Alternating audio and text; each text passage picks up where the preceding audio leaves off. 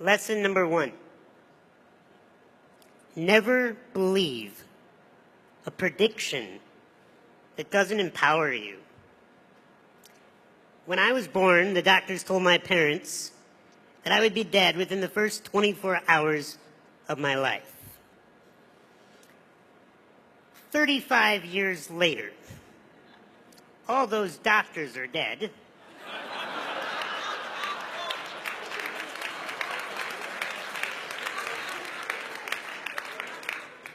And I am the only doctor that remains.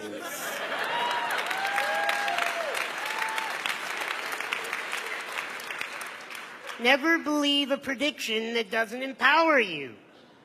How many predictions have been thrown at you your whole life?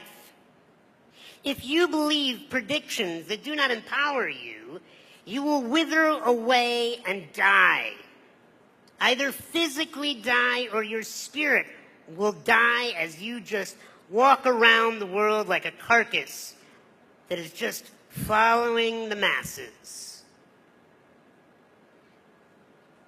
You will be given a lot of titles in your life. You will be told so many different things. You must only listen to that which empowers you.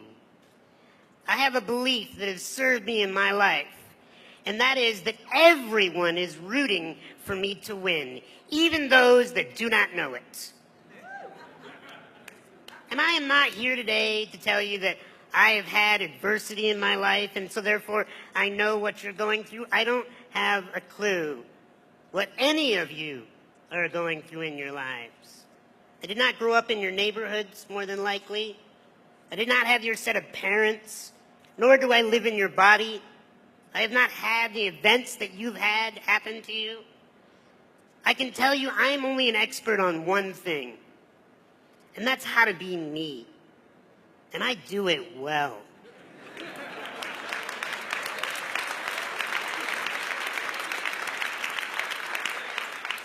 But it's not come easily. I've gone through things that I don't wish upon anyone in this room. I've had metal rods pulled out of bone marrow while I was awake. I've had jaw infections where teeth had to be extracted and I can no longer chew my own food. I have to get up every day and be showered and cared for physically by another human being. Fortunately, she's a gorgeous woman that I married.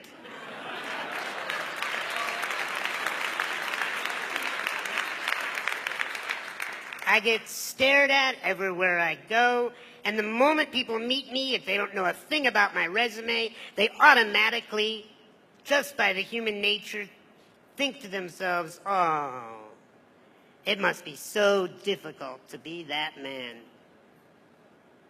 If somebody pities me, they're wasting their time.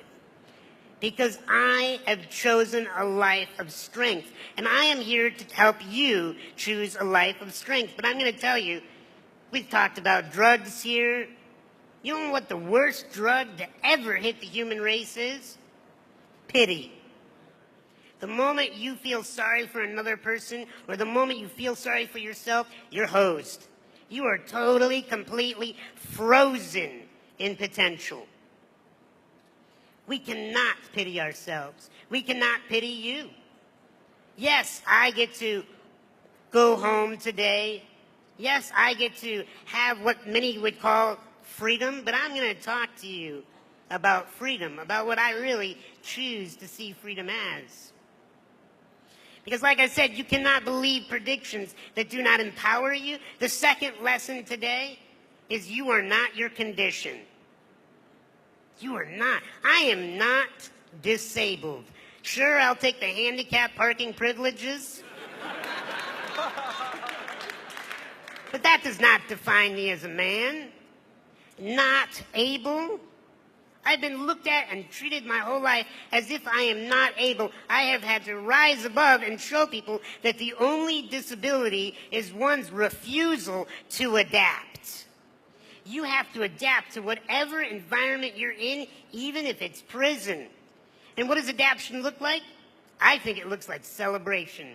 Because when you meet people that are celebrating their life, you want to be around them. You want to learn from them. You want to do business with them. You want to hire them. Look, if you do not want to be seen as a prisoner or a convict when you get out of this, or even while you're in this, then it's an attitude.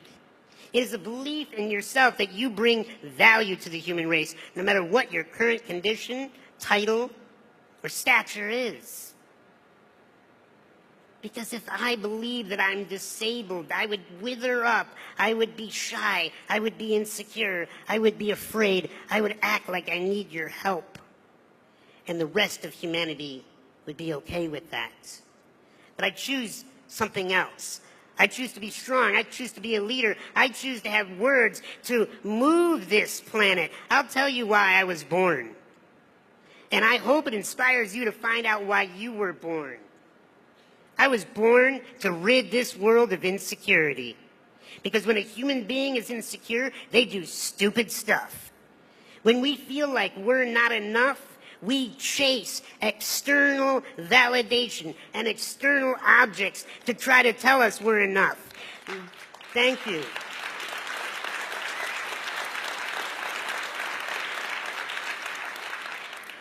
You are enough. I'll tell you, I made a pledge as a therapist to love all human beings no matter what they've done. Because deep down inside, I've found that every human being just wants to be loved.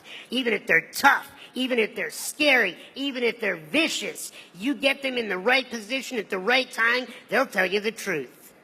They just want to be loved. You know who they want the love from the most? Not their moms, not their dads, not their wardens, none of these people. They want to be able to look in the mirror and love themselves. And if you can figure that out, then you're going somewhere.